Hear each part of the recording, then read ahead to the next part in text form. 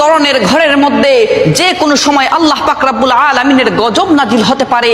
এই 3 ধরনের ঘরকে আল্লাহ পাক রব্বুল আলামিন বড় অপছন্দ করে থাকেন। এক নাম্বার হচ্ছে যেই ঘরের মধ্যে নারীর আওয়াজ পুরুষের তুলনায় উচ্চ হয়ে থাকে, সেই ঘরের মধ্যে প্রতিদিন 70,000 ফেরেশতা লানত পাঠিয়ে থাকে।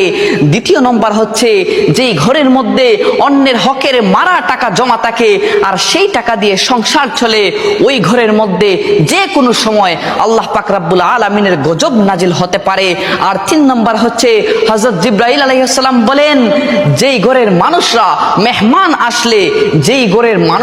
মেহমান আসলে অখুশি হয়, ওই ঘরের মধ্যে যে কোনো সময় আল্লাহর গজব নাজিল হতে পারে।